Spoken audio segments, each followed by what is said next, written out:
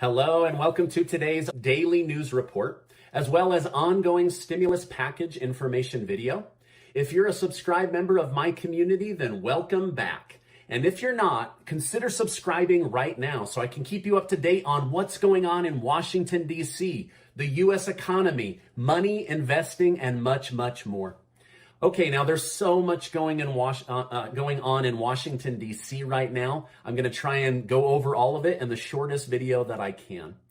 All right, now with the vote now passed in the House on the $3.5 trillion stimulus package, House Speaker Nancy Pelosi is now switching gears on everything that she's been telling her party over the last couple of days. She told moderates to vote for the bill, and that she would allow it to be voted on, but that she would pass the $1.2 trillion physical infrastructure bill and the $3.5 trillion stimulus package at the same time, okay? This is how she got those 9 or 10 moderates on board. Well, within 1 day of passing the bill with moderates' help, Pelosi now says she will focus on the $3.5 trillion stimulus package first.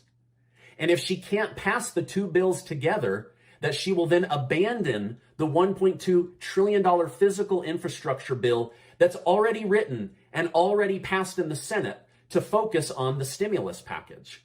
So she used trickery to get moderates on board and has now flipped on them. And they're not happy about it, okay? Now, the American Prospects executive editor said he saw this happening a mile away and knew Pelosi would do this. He said Pelosi is going to retire soon, and he believes Democrats are going to lose the House in 2022. So Pelosi is trying to pass this massive spending bill to cement her name in history. This is what he had to say. It's very unlikely that Democrats will keep the House next year. I mean, if we're all being honest with the way that redistricting is going, it's the way that the midterms typically go, meaning that they'll lose the House. And if you want to have a career-defining set of agenda items, this is the train that's now leaving the station. So basically, he said Pelosi is putting her reputation and her name ahead of her promises because she's going to be moving on and they'll likely lose, okay? Now, I believe that this particular editor is a Democrat, and he's worked with Pelosi for a long time. But I'm trying to give context to why she has switched gears in the last 24 hours. So the $3.5 trillion stimulus package could be the first package that's worked on. Even though the other one's already in writing and it's already been passed, she is going to shelve the $1.2 trillion infrastructure package that, as of right now, does more to help the American people than the $3.5 trillion package. So she's totally ripped the rug out from her moderate party members. Now, we still don't know exactly what will be in the $3.5 trillion stimulus package, but according to Pelosi, they are going to hold tight to the $3.5 trillion price tag, regardless of what is in the bill. So she says, we know we want to spend $3.5 trillion. We just don't know on what yet, right? So they're kind of just making it up as they go, it seems.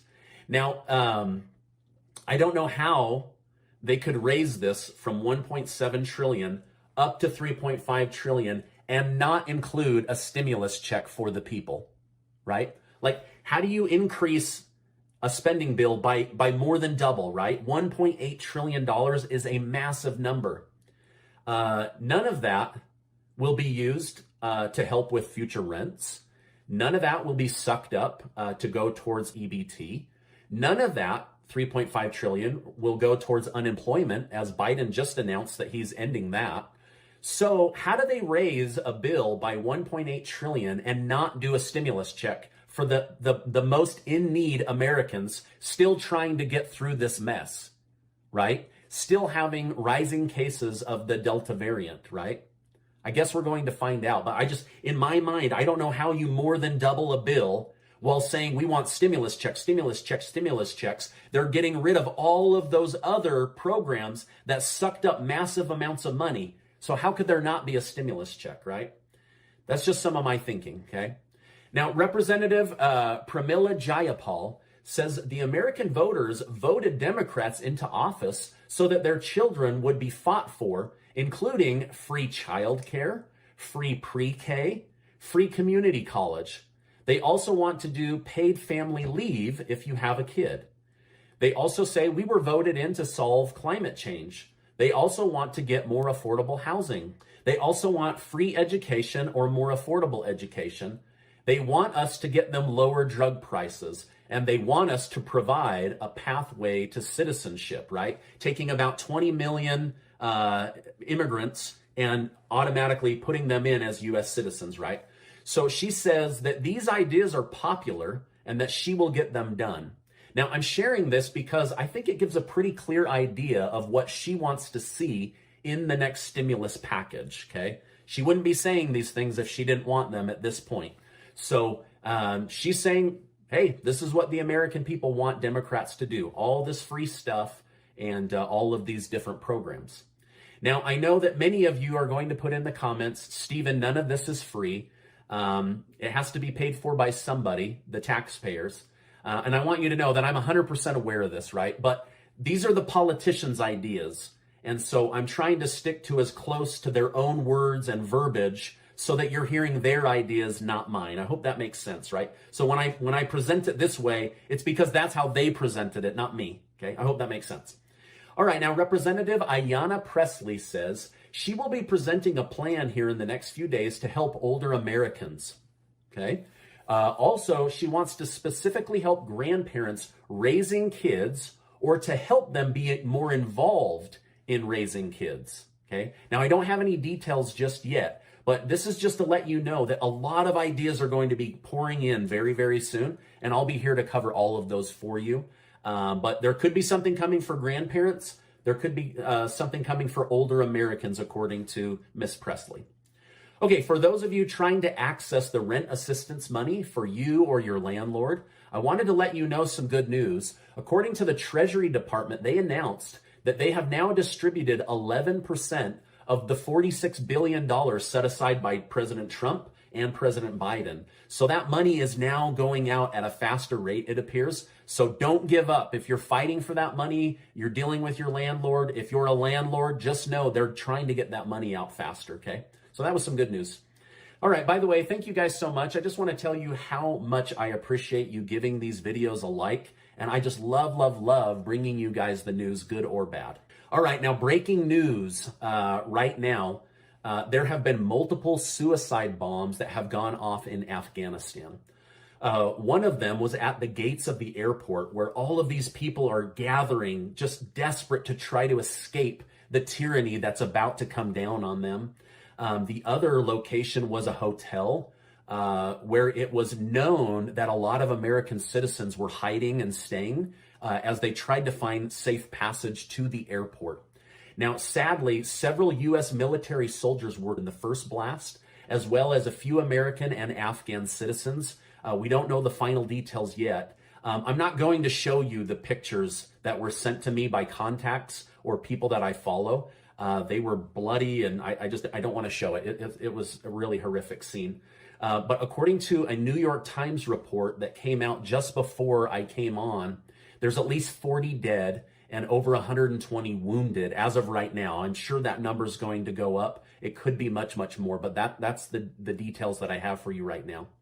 Now, the blast at the hotel appears to be have inflicted even more damage and potentially more deaths, but I didn't have a final number before launching this broadcast.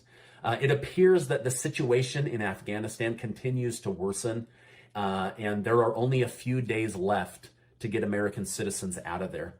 Now, the country of Turkey announced that they are pulling out all of their military people from this mess, and they blamed the United States for leaving people unsafe. So there's a lot of backlash coming from countries that we've been partners with in the past. Mitch McConnell and Representative Madison Cawthorn have told the president to say, to hell with the August 31st deadline, stand up to the Taliban and get our people home.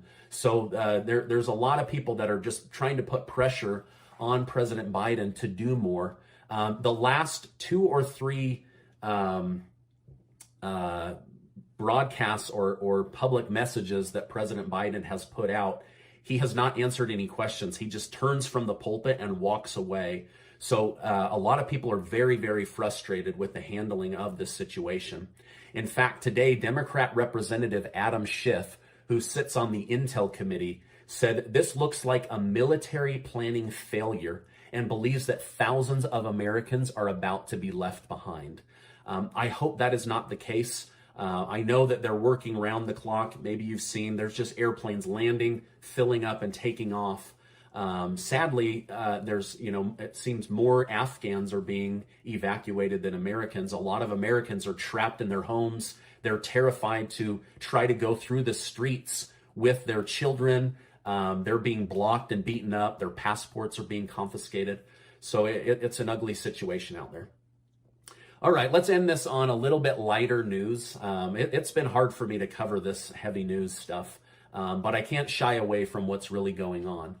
Okay, now, if you enjoy home renovation shows as much as our family, then you've probably seen episodes where the contractor or the family peels back the old carpet only to reveal pristine hardwood floors, right? Well, a family recently pulled back the carpet on their 1950 Rambler home, only to find a life-sized Monopoly board. It looks as if the family that owned this home about 60 years ago had hand-painted a Monopoly board on the floor to play with their kids and family friends. Now, the new owners were totally shocked, and now they don't know what to do, right? Like, do they keep this as an iconic uniqueness about this 1950s home, or do they try to sell it? Do they demo it and just say, hey, wow, what a great surprise, we're going to move on and put in the floors we want?